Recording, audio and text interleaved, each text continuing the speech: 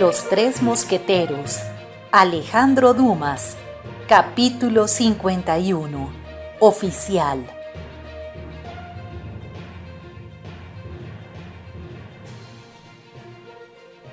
Mientras tanto, el cardenal aguardaba noticias de Inglaterra, pero no obstante ninguna venía que no fuera molesta o amenazadora.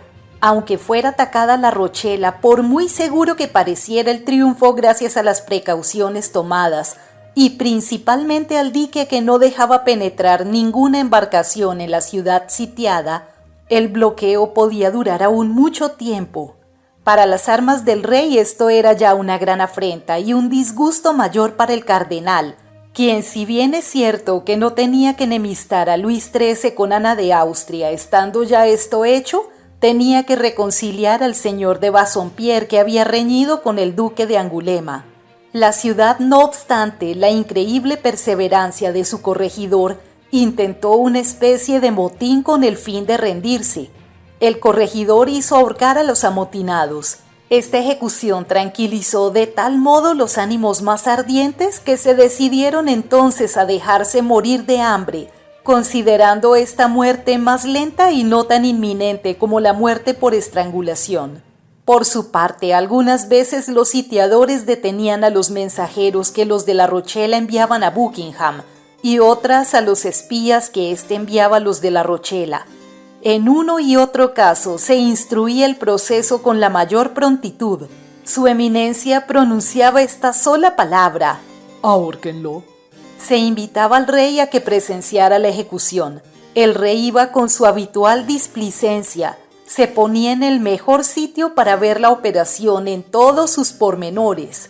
Esto le distraía algo y le hacía llevar con paciencia el sitio, pero no le impedía aburrirse mucho y hablar a cada momento de regresar a París. De modo que si los mensajeros o los espías hubieran faltado, el cardenal se habría visto muy apurado a pesar de los recursos de su imaginación. Sin embargo, el tiempo transcurría, los de La Rochela no se rendían y el último espía cogido era portador de una carta. Esta carta manifestaba a Buckingham que la ciudad estaba en el último extremo, pero en lugar de añadir: «Si sus socorros no llegan antes de 15 días nos rendimos», decía con la mayor sencillez: «Si sus socorros no llegan antes de unos 15 días, estaremos ya muertos de hambre cuando lleguen». Los de La Rochela solo tenían confianza en Buckingham. Este era su Mesías. Era evidente que si algún día se convencían de un modo cierto de que no podían ya contar con él, perderían la esperanza y el ánimo. El cardenal esperaba con gran impaciencia algunas nuevas de Inglaterra que le anunciaran que Buckingham no vendría.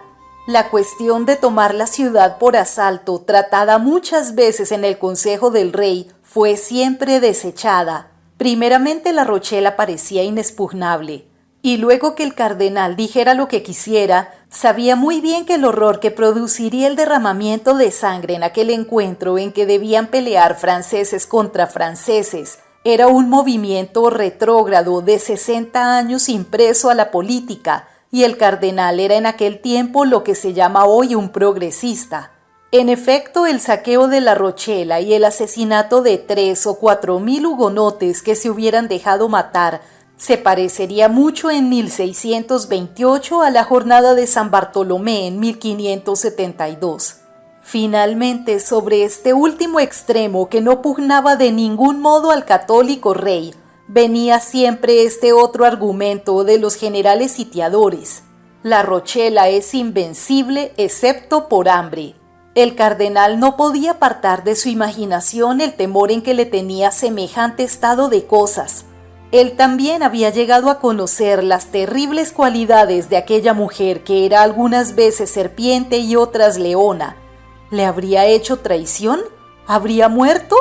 La conocía bastante para saber que de todos modos, bien fuera como amiga o como adversaria suya, no permanecería inmóvil sin que le obligaran a ello graves obstáculos. Pero ¿de dónde provenían aquellos obstáculos? Esto era lo que no podía saber. Por lo demás, contaba, y con razón, con milady. Había descubierto en la vida pasada de esta mujer cosas terribles que solo él con su manto púrpura podía cubrir. Conocía que por un motivo o por otro aquella mujer tenía necesidad de él, al no hallar en nadie un apoyo superior al peligro que la amenazaba. Resolvió hacer la guerra por sí solo, sin aguardar ningún socorro extraño, como se confía en un suceso casual. Continuó haciendo construir el famoso dique que debía introducir el hambre en La Rochela, y entre tanto dirigió sus miradas a aquella pobre ciudad que encerraba tantas y profundas miserias y tan heroicas virtudes, y acordándose de la palabra de Luis XI, su predecesor político, así como él lo era de Robespierre, le vino a la memoria la máxima de compadre Tristán: dividir para reinar. Cuando Enrique IV sitiaba París, hacía arrojar por encima de las murallas panes y víveres. Su eminencia hizo arrojar en su lugar varios billetitos en los que manifestaba a los de La Rochela cuán injusta y bárbara era la conducta de sus jefes. Decían que estos jefes disponían de trigo en abundancia y no querían distribuirlo, pues adoptaban por máxima, también ellos tenían máximas, que poco importaba que las mujeres, niños y ancianos murieran de hambre, con tal que los hombres que debían defender las murallas permanecieran vigorosos y valientes. Hasta entonces, sea por adhesión, sea por impotencia para resistir a esta máxima sin ser generalmente adoptada, había pasado no obstante de la teoría a la práctica. Pero llegaron los billetes y agitaron los ánimos. Estos billetes recordaban a los hombres que aquellos niños, aquellas mujeres y aquellos pobres ancianos que se dejaban morir de hambre eran sus hijos, sus esposas y sus padres, y que sería más justo que todos quedaran reducidos a la miseria común a fin de que la igualdad de situación hiciera tomar resoluciones unánimes. Estos billetes produjeron todo el efecto que de ellos se podía esperar, pues determinaron a muchos habitantes a iniciar negociaciones particulares con el ejército real. Pero cuando el cardenal veía ya fructiferar su ardid y se felicitaba de haberlo puesto en práctica, un habitante de La Rochela que había podido atravesar las líneas del campamento real, Dios sabe cómo, pues era mucha la vigilancia de Bassompierre, Schomberg y el duque de Angulema acechados por el cardenal. Un habitante de La Rochela, decimos, entró en la ciudad viniendo de Portsmouth y dijo que había visto una flota poderosa dispuesta a darse a la vela antes de 8 días. Además, Buckingham anunciaba al gobernador que por fin iba a concertarse la Gran Liga contra Francia y que el reino iba a ser invadido al mismo tiempo por las tropas inglesas, imperiales y españolas. Esta carta fue leída públicamente en todas las plazas, fijando las copias en las esquinas de las calles, y hasta aquellos que habían entablado negociaciones las interrumpieron resueltos a esperar aquel socorro que tan próximo se les anunciaba. Esta circunstancia imprevista volvió a Richelieu a sus anteriores impaciencias y le obligó a dirigir de nuevo sus ojos hacia el otro lado del mar. Entretanto, el ejército real, exento de las inquietudes de su único jefe, pasaba una vida alegre, sin carecer de víveres ni dinero, rivalizando todos los cuerpos en audacia y alegría. Coger espías y ahorcarlos inmediatamente, hacer expediciones atrevidas sobre el dique o por el mar, imaginar locuras, ejecutarlas a sangre fría. Tales eran los pasatiempos que hacían parecer cortos al ejército aquellos días tan pesados, no solo para los de La Rochela acosados por el hambre y la ansiedad, sino también para el cardenal mismo que tan afanosamente lo sitiaba. Algunas veces, cuando su eminencia, cabalgando siempre como el último soldado del ejército, paseaba sus pensativas miradas por aquellas obras tan lentas para su deseo, que construían por orden suya los ingenieros que hacía venir de todos los puntos de Francia. Si encontraba por casualidad algún mosquetero de la compañía de Treville, se aproximaba a él al momento y lo miraba de un modo particular, y al no reconocerlo como uno de nuestros 4 mosqueteros, dirigía a otro lado su mirada investigadora y su vasto pensamiento. Cierto día en que, devorado por un mortal fastidio, sin esperanza en las negociaciones con la ciudad y sin noticias de Inglaterra, El cardenal había salido sin más objeto que el de distraerse, acompañado solamente de Cusack y la Houdinière, siguiendo a lo largo de la playa y mezclando la inmensidad de su pensamiento a la inmensidad del océano. Llegó al paso de su caballo a una colina desde donde divisó detrás de un vallado, recostados en la hierba y al abrigo de los rayos del sol, a la sombra de un bosquecillo, a 7 hombres rodeados de botellas vacías. 4 eran mosqueteros que se disponían a oír la lectura de una carta que uno de ellos acababa de recibir. Esta carta era tan interesante que les había hecho abandonar los naipes y los dados. Los otros 3 se ocupaban en destapar una enorme damajuana de vino de Collioure. Estos eran los criados de nuestros hombres. El cardenal, como hemos dicho, estaba de muy mal humor, y cuando se hallaba en esta disposición de ánimo, nada le irritaba tanto como la alegría de los demás. Por otra parte, tenía la singular manía de creer siempre que la misma causa de su tristeza excitaba la alegría de los demás. Haciendo seña a la Houdinière y a Cusack de que se detuvieran, se apeó del caballo y se acercó a los alegres sospechosos, esperando que con la ayuda de la arena que amortiguaba sus pasos y del vallado que le ocultaba, podría oír algo de aquella conversación que le parecía tan importante. A 10 pasos no más del vallado reconoció el acento gascón de Artagnan, y como ya sabía que aquellos hombres eran mosqueteros, no dudó que los otros 3 fueran los inseparables Athos, Porthos y Aramis. Júzguense si se aumentarían sus deseos de oír la conversación con este descubrimiento. Sus ojos tomaron una expresión singular y con el paso de gato montés se fue acercando poco a poco al vallado, pero no había podido oír más que algunas sílabas vagas e incoherentes cuando un grito sonoro y breve le hizo temblar y atrajo la atención de los mosqueteros. ¡Oficial!, gritó Grimaud.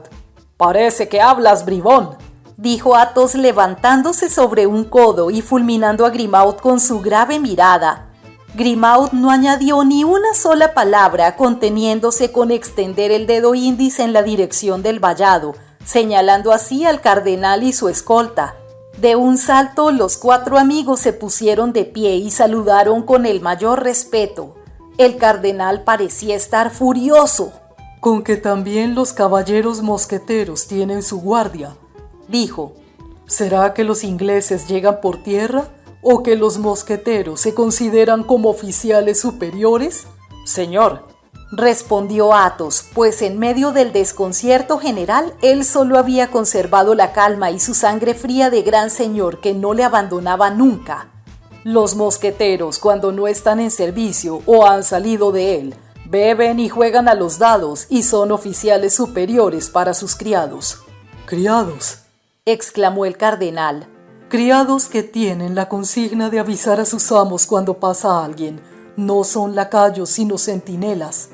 «Su eminencia conoce, sin embargo, que si no hubiéramos tomado esta precaución, nos hubiéramos expuesto a dejarle pasar sin ofrecerle nuestros respetos y tributarle las gracias por la merced que nos hizo al reunirnos. Y tú, Artagnan, que hace poco deseabas que se presentara una ocasión de expresar tu reconocimiento a su eminencia, aquí la tienes, aprovéchala». Estas palabras fueron pronunciadas con la imperturbable calma que distinguía a Athos en los casos de peligro y con la suma cortesía que en algunas ocasiones le convertía en un rey más majestuoso que los reyes que lo son por nacimiento. Artagnan se aproximó y balbuceó algunas palabras de reconocimiento que pronto expiraron bajo la mirada del cardenal. «No importa, señores», continuó el cardenal sin que pareciera haberle hecho cambiar de su primera intención el incidente que Athos había suscitado. «No me place que unos simples soldados, porque tengan la ventaja de servir en un cuerpo privilegiado, quieran pasar por grandes señores, pues la disciplina es la misma para todos». Athos dejó que el cardenal concluyera su frase e inclinándose en señal de asentimiento repuso a su vez: «La disciplina, señor, creo que no ha sido olvidada de ningún modo por nosotros. No estamos ahora de servicio y hemos creído que no estándolo podíamos emplear nuestro tiempo como nos pareciera. Si somos tan afortunados que su eminencia tenga algunas órdenes particulares que darnos, estamos dispuestos a obedecerle, señor. ¿Ya ve?», continuó Athos frunciendo las cejas, pues comenzaba a impacientarle aquella especie de interrogatorio, «que para estar dispuestos a la menor alarma hemos traído nuestras armas». Y con el dedo mostró al cardenal los 4 mosquetes que se hallaban formando pabellón al lado del tambor sobre el que estaban las cartas y los dados. «Su eminencia puede estar seguro de que hubiéramos salido a su encuentro», añadió D'Artagnan, «si hubiéramos podido suponer que era usted quien venía hacia nosotros con tan reducida escolta». El cardenal se mordía los labios. «¿Saben que parecen todos reunidos como se hallan armados y guardados por sus lacayos?», repuso el cardenal. «Parecen 4 conspiradores». «Oh, en cuanto a eso, señor, no es más que la verdad», respondió Athos.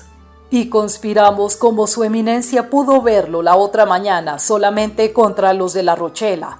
«Bah, señores políticos», dijo el cardenal frunciendo las cejas a su vez.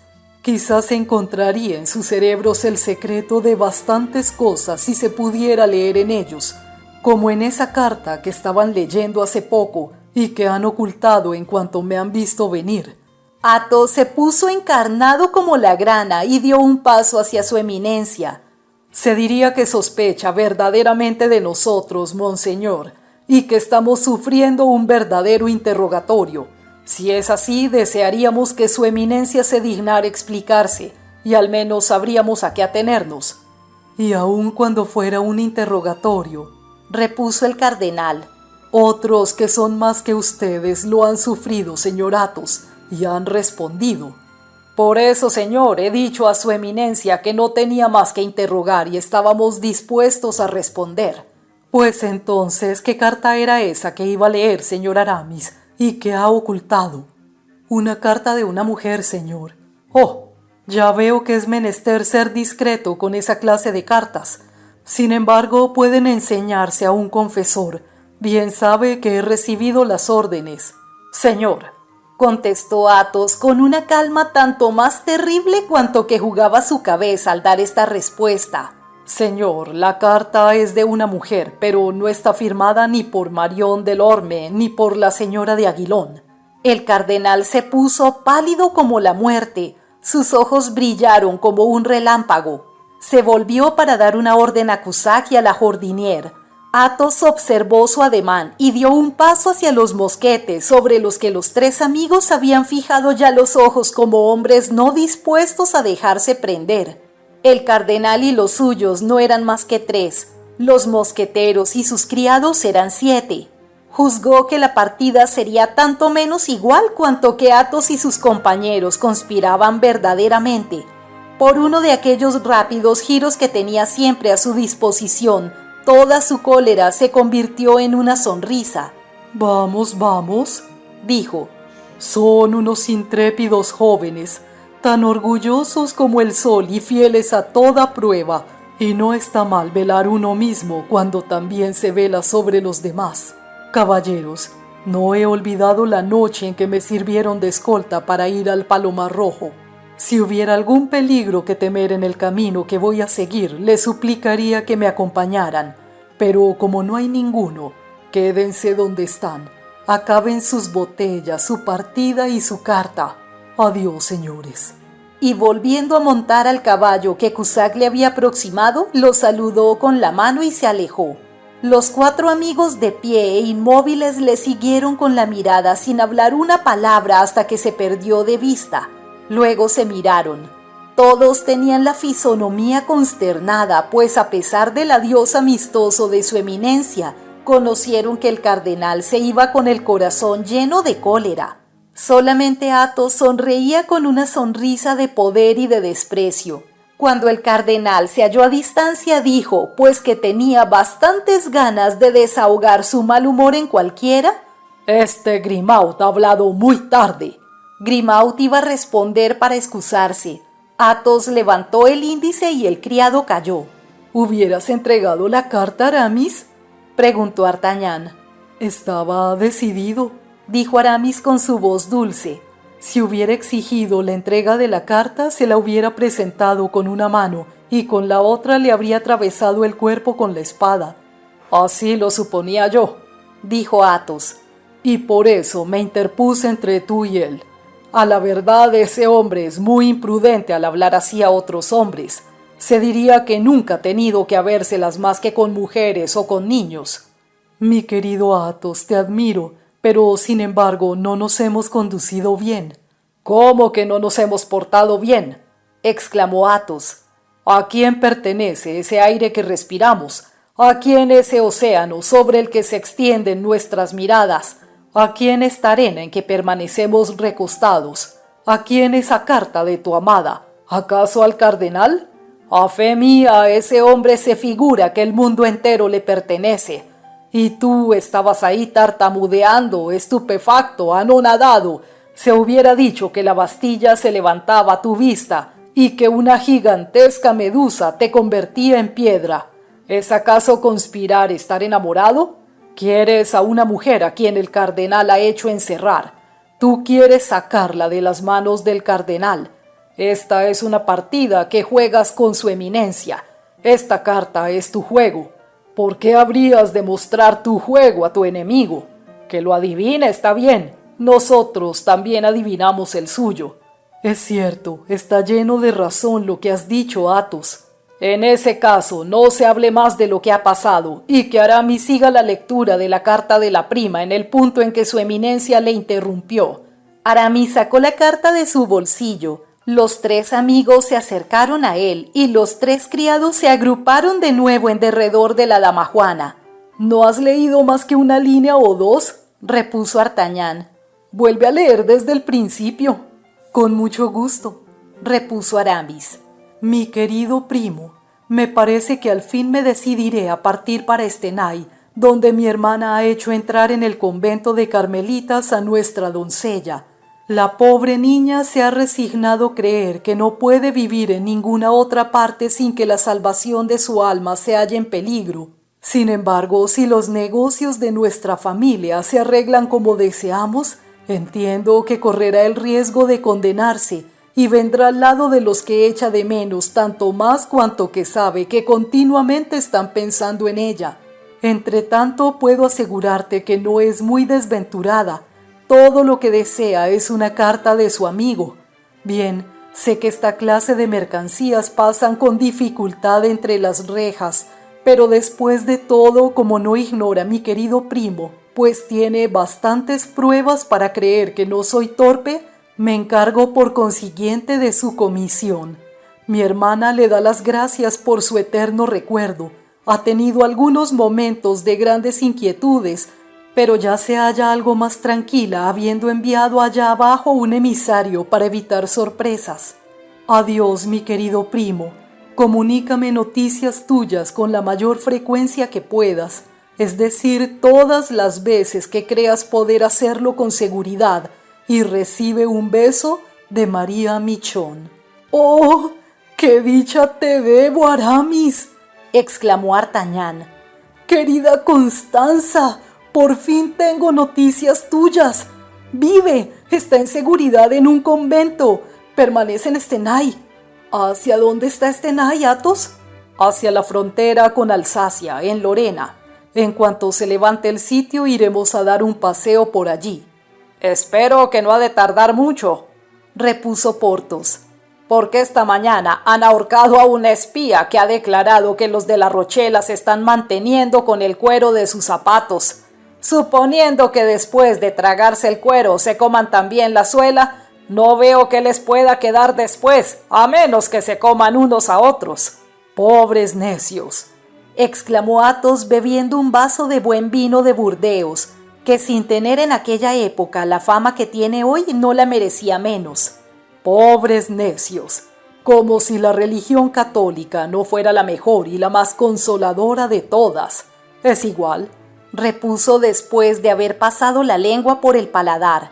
Son valientes. ¿Pero qué diablos haces, Aramis?, preguntó Athos. ¿Te metes la carta en el bolsillo? Sí, dijo Artagnan. Athos tiene razón, es preciso quemarla. Y aún así, quién sabe si el cardenal no tendrá algún secreto para leer las cenizas. Debe tener uno, dijo Athos. Pues entonces, ¿qué deseas hacer con esta carta?, preguntó Porthos. Ven acá, Grimaud, dijo Athos. Este se levantó y obedeció. Para castigarte por haber hablado sin permiso, amigo mío, te vas a comer este pedazo de papel. Enseguida, para recompensarte por el servicio que nos haces, te beberás un vaso de vino. Toma la carta primero y masca vivamente.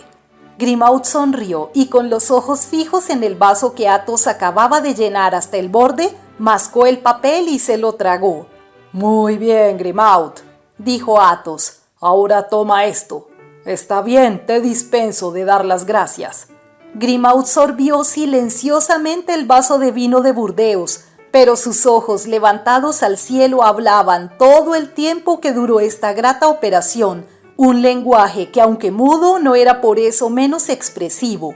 Y ahora, dijo Athos, a no ser que su eminencia se le ocurra la ingeniosa idea de abrir el vientre de Grimaud, creo que podemos estar algo tranquilos. Entretanto, su eminencia continuaba su paseo meditabundo, murmurando entre dientes. Decididamente es preciso que esos 4 hombres sean de los míos.